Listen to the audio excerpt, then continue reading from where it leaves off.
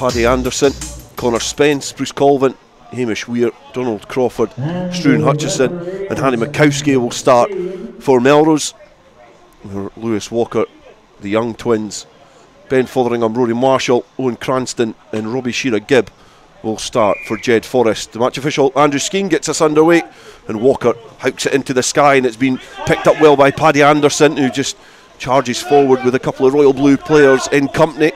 Ball distributed from Spence to Crawford to Colvin, who's centre field, steps back inside Cranston, who's not able to make that challenge. Hutchison's in good support, but waiting there was Robbie Shearer-Gibb to make the challenge, so Crawford gives the ball to Mikowski in some open space. He travels, crabs across the pitch and then has a stab on the outside, but has been well defended by Lewis Walker. Presents the ball back, and Melrose have to do well to clear the bodies out of the way as Colvin scoops the ball into the path of Struan Hutchison. Now Paddy Anderson travels with the ball, wanting Spence to go in the cut, but he just travels in the same direction as his teammate. Weir having to act as scrum half, gives it to Hutchison centre field. Melrose making it over the 10 metre line now, and Donald Crawford now got the ball tucked underneath his arm, tries to foray forward into JEDFOREST territory as Hutchison now gives it to Hamish Weir, and that low stooping pass is not able to be gathered centre field. It's a knock on, and a bit like probably the latter of our semi-finals, it's just a matter of who can keep the ball the most and make the least mistakes here. Yeah, especially in the early stages when both teams are like nervous and trying to find their feet. It is about who can, you know, remain composed, and you've got two experienced sides, probably slightly more favourable to JEDFOREST on the experienced side, but no, I think both teams will come into this one just try to look to find their feet in opening stages. Walker gets the ball from the scrum as it's heeled back and then travels across the pitch, gives it to Shearer-Gibb, and he throws the dummy, and it's going to take a good effort to get back and to challenge him because he's got the wind flowing through his hair. He's over the 22 metre line, over the 5, and now stooping down to dot the ball underneath this post and gets the first try, and it was relatively easy there from JEDFOREST out the back. Walker gives it to Shearer-Gibb. He stays stationary, throws the dummy and just picks at the hole and goes through, and Robbie Shearer-Gibb, once he's in behind, he's got an abundance of pace, and it's first blood to JEDFOREST, 5 points to nil kick to come. Yeah, I see Bruce Colvin and Hamish Weir having a bit of an argument over whose that was kind of meant to be and who should have been where, but no, I think it just comes from a bit of individual skill there from Shearer-Gibb just to back himself and to go for it, and there was nobody back to, you know, to chase back or anything like that. So no, first blood to Jed, but no, plenty of time for Melrose to compose themselves and just crack on. Has been well gathered by Hamish Weir. Patrick Anderson giving it to Spence and then distributes the ball to Colvin, who travels with the ball and then gives it to Hutchison, who travels at a little bit more pace, and then Mikowski, who injects a little bit more and then offloads back to Hutchison, who was on the wraparound, and then he anchors his run back in field. He's got a lot of Royal Blue shirts getting back to try and make the challenge. Is he able to get over the line? The referee has signalled that he is, and that is an excellent riposte there from Melrose, going from inside their own half. Great interlinking play, and they brush up the other side of the pitch and get a reply score.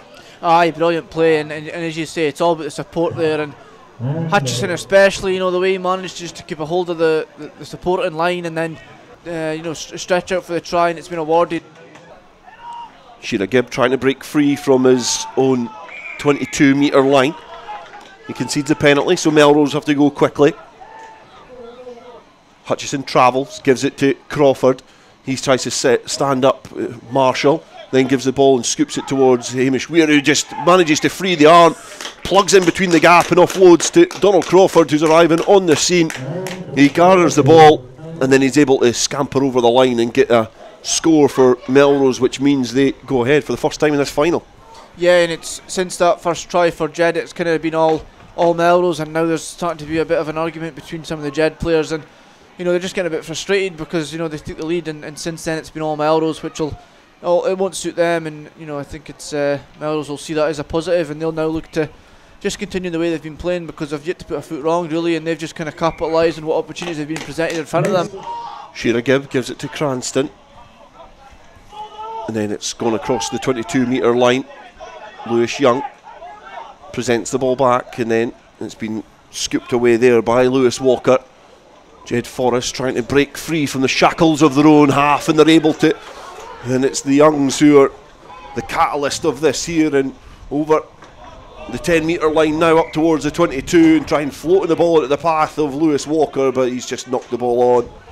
Andrew Skeen has signalled that not only is it a knock on, but also it's half-time here in the Berwick final, and it means that at half-time JEDFOREST trail Melrose by 7 points to 12.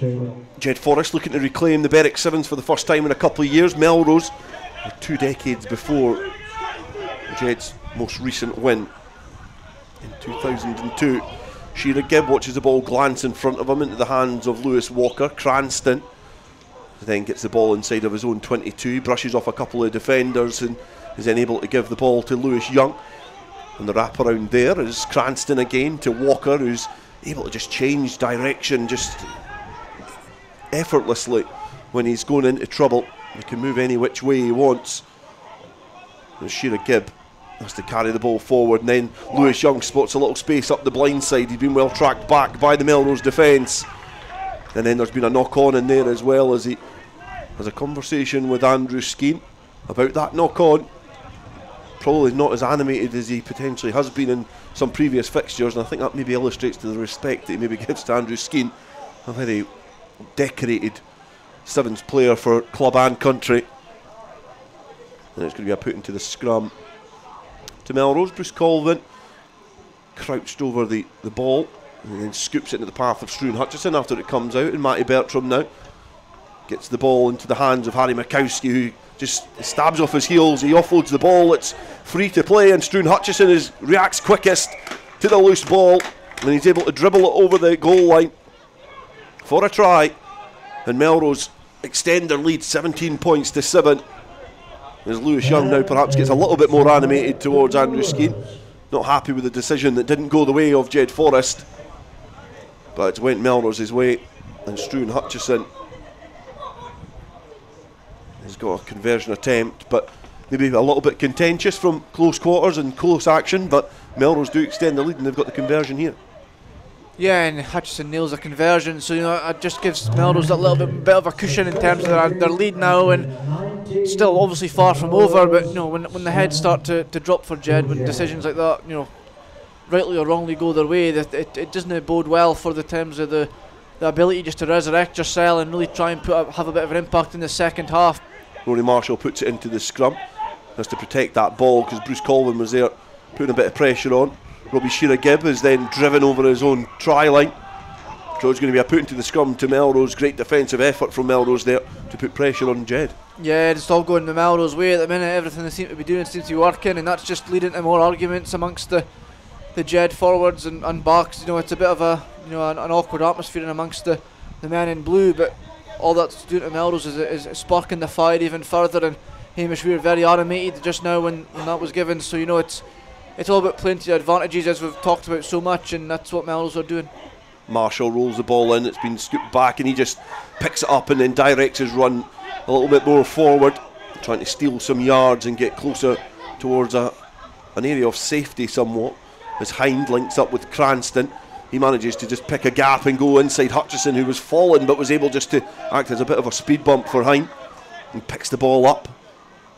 It was Cranston, sorry, with the original run. It's now Hind with the ball in hand. He's down, he presents the ball back. Melrose look to try and compete on the floor for this, but lose their foot in as Shearer Gibb gives it to Gregor Young. He's able to offload, it's a delicious offload as well, to Rory Marshall. And Gregor Young is having to act as scrum half. He gives it to his twin brother Lewis, and then to Euan Cranston on the 10-metre line. He gives it to Hind with a really good pass, which invites the number 7 to just run on to the ball, and he's cowped on the halfway line. JEDFOREST now through Lewis Walker, gives it to Lewis Young, and the hole is there. He steps back inside. Harry Mikowski and Donald Crawford are able to make the challenge eventually. Mikowski slips, Crawford clung on, and then scooped into Shearer Gibb. He's been challenged by Connor Spence. The ball popped up to Gregor Young. Gregor Young through the dummy when Marshall was waiting on the sidelines, and he's having to now clear the ruck that Gregor Young got caught up in. Lewis Young travels towards the line slowly and gives it to Shearer Gibb. He then distributes the ball to Walker, who controls it beautifully with the left foot, takes the sting out the pass and is able to gather it, give it to Cranston. He breaks free of the first challenge, and JEDFOREST are able to go in for a reply score, angling the run towards the uprights, and JEDFOREST now 12 points to 19 they trail. Kick to come. That was textbook JEDFOREST. It was patient build up, it was pedestrian, and when they found they had an opportunity, they just went for it. Yeah, totally. That's exactly. You could see it coming from a mile off. They were just slowly building up. They were slowly working their way down the pitch, and then just when the space opened up, Cranston was able to back himself, go down the outside, and he'd really try and, you know, just set himself into that position, and that's exactly what he did. So, you know, straight back in this game for Jed. Walker will look to try and go quickly. Conversion attempt was missed, so 12 points to 19 it remains here in this final. Lewis Elder on for JEDFOREST now as Lewis Walker gets us underway. Colvin gives it to Struan Hutchison on the 22-metre line. Then Harry Mikowski angles his run back in field.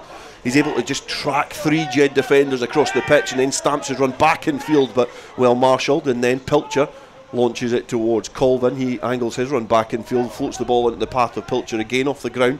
Good offload from the Melrose playmaker, and probably his passage of play in the semi-final was instrumental. Struan Hutchison takes the quick penalty, pins the ears back and just goes straight downfield, and he's going to evade the tap tackle effort that came on from Jamie Hind, and it means that Melrose will extend their cushion here. 24 points to 12 they lead. And I think Struan Hutchison as well is signalling that he's perhaps succumbed to a slight injury. So there's going to be a replacement there. It looks like Matty Bertram's coming on, and Craig Fairbairn as well is going to be rolled out. You've not seen a lot of him in the latter stages of this tournament. I don't know if he appeared at all in the semi-final, but certainly there's going to be a few introductions there. Ian Chisholm also getting on against his hometown club as Bruce Colvin drags the conversion attempt towards the left-hand side of the post, but it is the final play. It's a final which has gone the way of Melrose. They are Berwick 7 winners for the first time since 2002 as they brushed aside JEDFOREST in the final. 24 points to 12. Handshakes on the pitch now between both respective sides as Melrose get their first victory in the Kings of the Sevens this year, and they are victors here, 24 points to 12.